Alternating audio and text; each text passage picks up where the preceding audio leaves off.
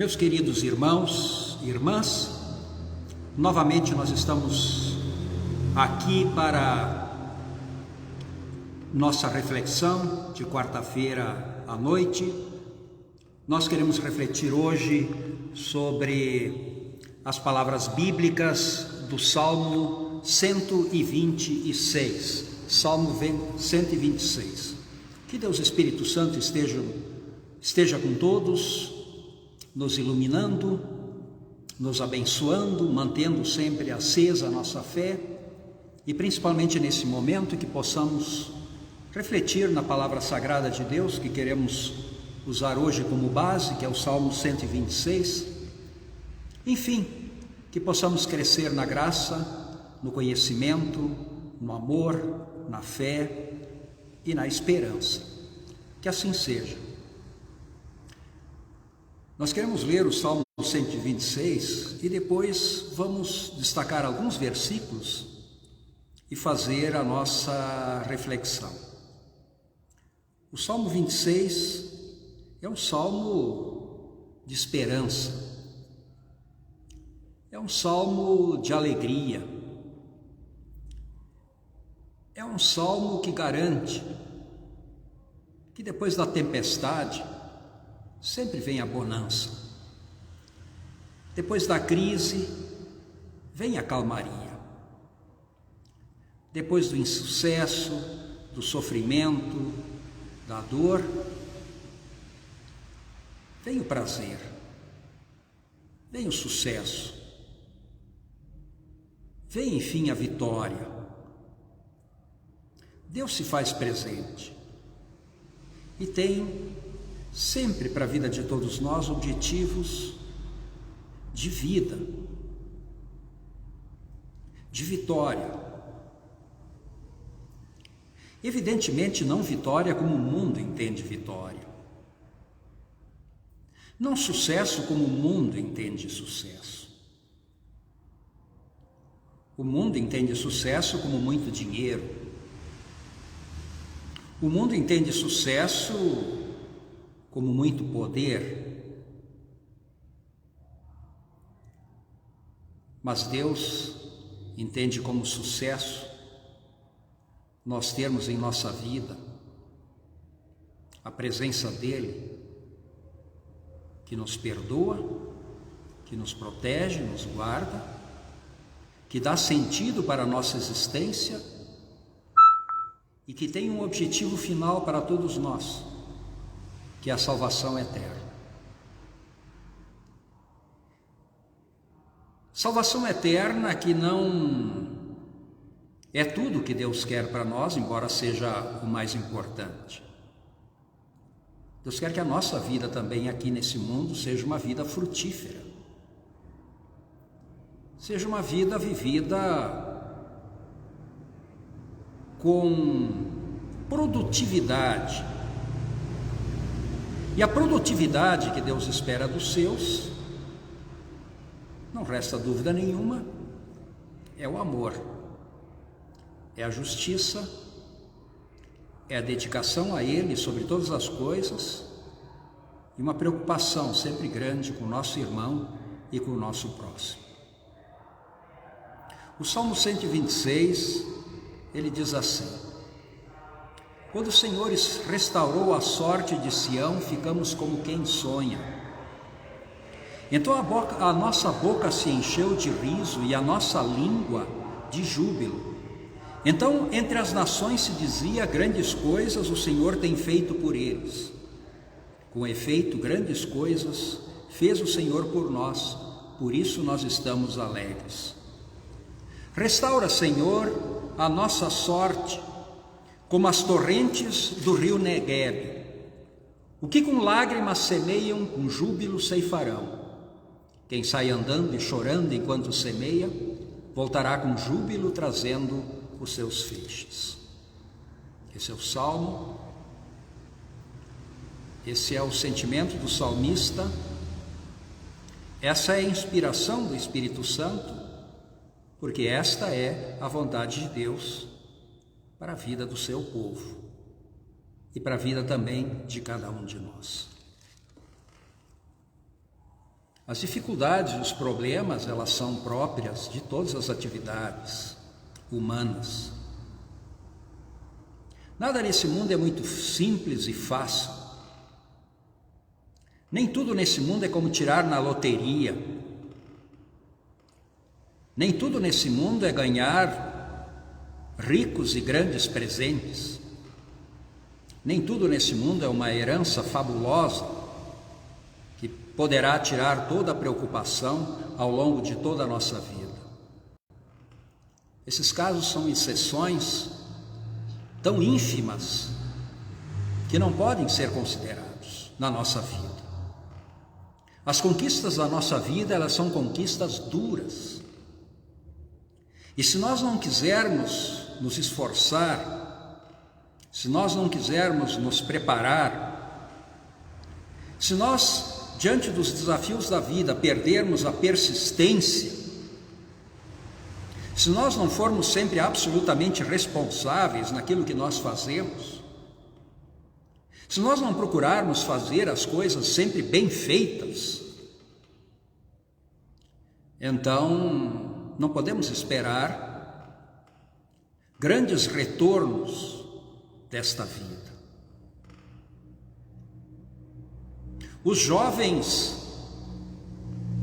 talvez vivem um momento ímpar e diferente da vida dos adultos.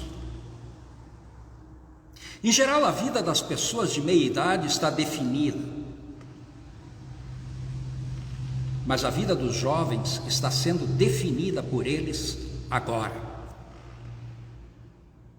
Por isso não existe um momento na nossa vida de maior responsabilidade, não existe um momento da nossa vida em que a vida exige mais responsabilidade do que no período da juventude.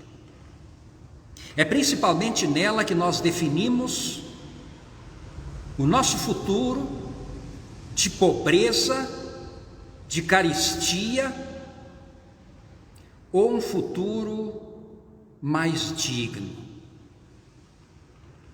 É na juventude que muitas vezes se define se nossos filhos no futuro vão passar necessidade e a nossa esposa ou nosso marido vão curtir a amargura da pobreza. E muitas vezes nós não aproveitamos esse momento fundamental da juventude, ou melhor, ao não aproveitarmos esse momento fundamental da juventude, definimos negativamente o nosso futuro de forma definitiva. É o jovem agora que decide o que vai fazer depois. É o jovem que agora decide ou balada ou estudo. É o jovem que agora decide sempre um modelo mais novo de celular, de tênis, ou estar sempre na ponta da moda e do prestígio imediatista, ou se vai economizar e gastar bem o seu dinheiro, investindo no seu estudo, no seu futuro, na sua profissão. E isso é muito verdade, principalmente também para as nossas menininhas, de 14, 15, 16 anos. É uma idade crucial. 17 anos, a idade, de repente, do interesse em namoricos. Nenhum problema, mas sempre com o pé atrás e muito cuidado. É na adolescência que muitas vezes, por causa de um descuido, que a pobreza futura fica marcada através de uma gravidez que pode complicar toda a vida. As coisas não são fáceis. É absolutamente necessário que nós muitas vezes renunciemos coisas em função de objetivos maiores e mais importantes. É necessário muitas vezes que abramos mão de prazeres imediatos em função de um futuro que pode ser longo, pode ser melhor e pode ser pior. Para isso, certamente, nós precisamos da fé. Nós precisamos de Deus. Nós precisamos de força de vontade, de persistência, de responsabilidade, de amor e de visão. Pode ser algo difícil agora. Pode ser uma renúncia muito grande. Pode ser e significar um pouco menos de prazer e um pouco mais de sacrifício. Mas vale a pena. Nada se conquista de forma fácil. Repito, a loteria é uma ilusão. Ela praticamente não existe. Nós precisamos mudar a nossa vida com trabalho, com esforço, com responsabilidade, com persistência e com amor. Isso às vezes pode produzir e provocar lágrimas. Pode às vezes doer no coração. Pode às vezes significar um excesso, talvez, de esforço, mas não é. Nas conquistas, quem sai muitas vezes andando, chorando, derramando lágrimas, mas semeando, certamente a sua colheita não será uma decepção. Isso é verdade em relação a todas as profissões. Pessoas que hoje têm um certo sucesso. Evidente que existe nesse mundo corrupção, existe nesse mundo privilégios espúrios, que muitas vezes garante boa vida para uma minoria. Mas para o povo em geral não é assim. É necessário luta, é necessário esforço, é necessário amor, é necessário persistência e é necessário, aliado a isso, renúncia a muitas coisas que muitas vezes nossa vontade, que nos engana, que nos cega, quer. Muitos dizem assim: bom, eu só faço o que me dá vontade de fazer. Essa pessoa é uma escrava da sua vontade enganosa e perigosa.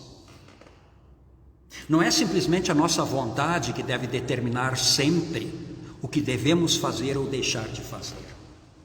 O que deve determinar o que devemos fazer ou deixar de fazer é o amor,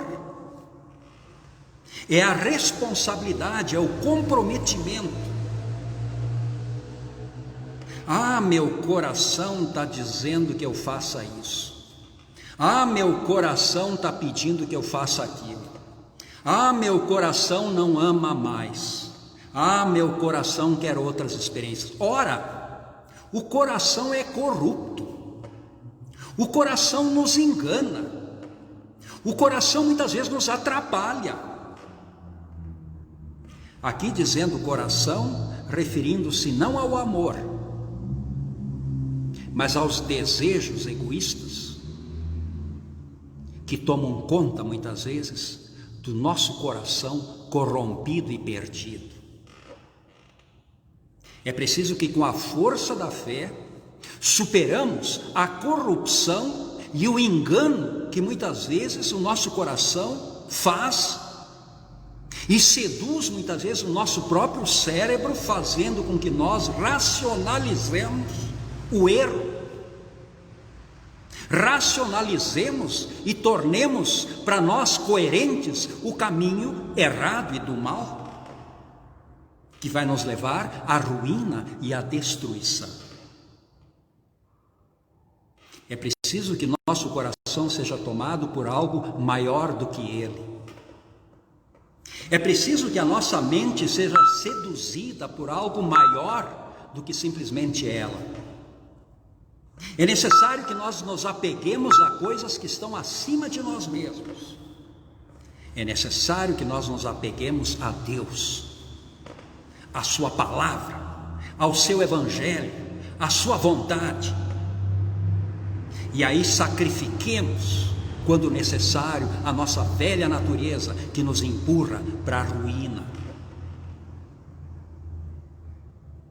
Precisamos viver a nossa fé com pertinácia, com persistência, com amor, com dedicação, com esforço e com vontade.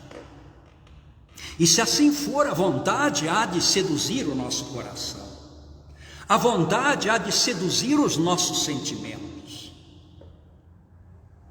A vontade há de seduzir a nossa razão em direção ao bem, à justiça e à construção de um mundo melhor. Nós não podemos temer as dificuldades no sentido de nos abater, no sentido de perder a perseverança. Pelo contrário, mesmo chorando, mesmo machucado, mesmo ferido, o agricultor, quando o tempo é favorável, ele sai para a semeadura. Porque se ele não aproveitar a oportunidade depois, muito tempo depois da chuva, ao a terra endurecer, a semente não há de germinar e ele nada há de colher, a não ser pobreza. Assim é com tudo na nossa vida, com dificuldades, com sofrimentos, com limites, nós avançamos. Nós avançamos confiando sempre na presença, na força de Deus na nossa vida pela palavra, pela fé e pelo poder do Espírito Santo. E ao avançarmos em frente, nós vamos renunciar àquelas coisas que a sabedoria de Deus nos mostra que naquele momento não nos convém, porque atrapalham o nosso futuro. Portanto, o salmista, de repente, ele experimenta uma situação nova. Depois de tanto sacrifício, depois de tanto esforço, ele vê que houve uma recompensa. Não uma recompensa que foi fruto do seu sacrifício, mas foi fruto da sua submissão a Deus, e Deus então providenciou a ele as coisas necessárias. No caso aí, o povo que estava longe de sua terra, o povo ferido por causa das suas injustiças, por causa da sua maldade, agora se arrepende, chora, derrama lágrimas, e essas lágrimas emocionam a Deus. E Deus muda a sorte do seu povo. Quando você sofre, quando você se esforça, quando você luta, e principalmente quando você se arrepende das bobagens que fez, e chora por elas, levando a Deus a sua situação, Deus se emociona e olha para ti, porque Ele se emocionou com a obra do seu Filho Jesus Cristo, que deu sua vida na cruz por todos nós. E esta emoção de Deus por Jesus, ela agora é nossa. É a emoção de Deus por todo aquele pecador que, arrependido, ele quer mudança, que, arrependido, ele quer força, que, arrependido, ele quer fé, mais fé e poder para poder realizar as obras que agradam a Deus, as obras de amor, de justiça, as obras na busca de um mundo melhor, de um mundo mais justo, de um mundo mais confiável, de um mundo onde as pessoas convivem melhor, na tolerância, no reconhecimento, na aceitação, da mesma forma como nós, em nossas iniquidades, fomos aceitos e recebidos por Deus. Portanto, meus queridos, eu quero encerrar com os 2 últimos versículos desse salmo, e que isso fique bem marcado no nosso coração, no nosso cérebro, na nossa alma.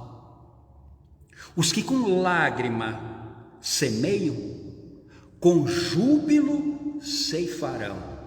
Quem sai andando e chorando enquanto semeia, voltará com júbilo, trazendo os seus feixes. Que Deus te abençoe. Amém.